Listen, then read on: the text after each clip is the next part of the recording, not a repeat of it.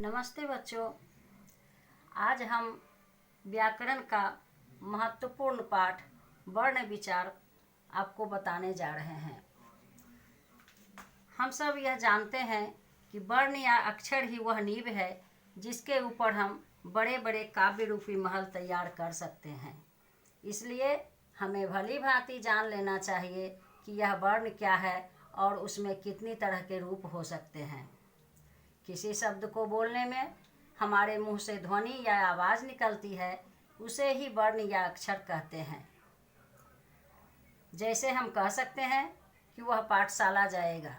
इसमें पहले व का उच्चारण होता है, फिर ह का, और इसी क्रम से पा, ठ, तालव्य श आकार, ला, जा, ए, गा आदि की आवाज़ें हमारे मुंह से निकलती हैं।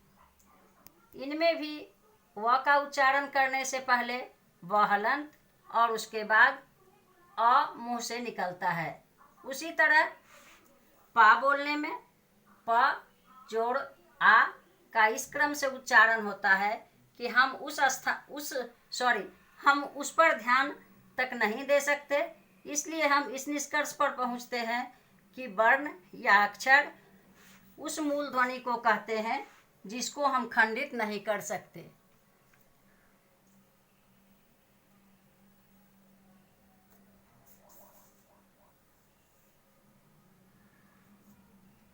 हिंदी में जितने भी वर्ण हैं उनके क्रमबद्ध समूह को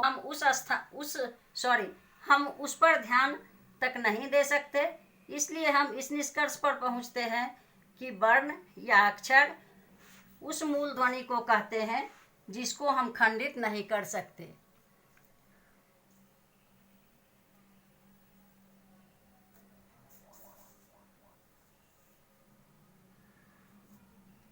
हिंदी में जितने भी वर्ण हैं उनके क्रमबद्ध समूह को हम वर्णमाला कहते हैं। हिंदी वर्णमाला के जितने भी वर्ण हैं उन्हें पहले दो भागों में बांटा गया है। नंबर 1, स्वर वर्ण। जिन वर्णों का उच्चारण किसी वर्ण की सहायता के बिना किया जाता है वे स्वर वर्ण कहलाते हैं। जैसे अ, आ, हर्षई, दीर्घई, हर्षु, दीर्घऊ, री, ए, ऐ, ओ तथा औ। नंबर 2, व्यंजन वर्ण। जिन वर्णों का उच्चारण स्वर वर्ण की सहायता से किया जाता है उन्हें व्यंजन वर्ण कहते हैं। जैसे क वर्ग क, ख, ग, घ, ङ। च वर्ग च, छ, ज, झ, ञ। ट वर्ग ट, ठ, ड, ढ, न। त वर्ग त, थ, द, ध, न। प वर्ग प, फ, ब, भ, म। अंतःस्थ य, र, ल, व। ऊष्म तालव्य श, मूर्धन्य ष, दंत स, ह। संयुक्त व्यंजन अक्ष।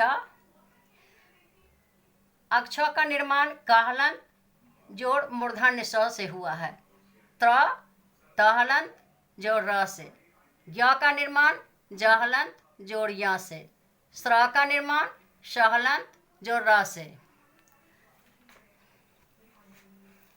अब हमें ध्यान देना है कि ट वर्ग में ड और ढ के नीचे बिंदु लगा करके एक नया वर्ण का निर्माण हुआ है।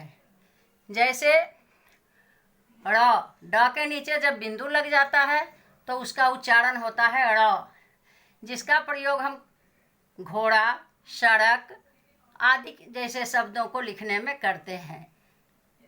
ढ के नीचे बिंदु लगने के बाद इसका उच्चारण बदल करके हो जाता है अढ़, जैसे बाढ़, पढ़ इत्यादि।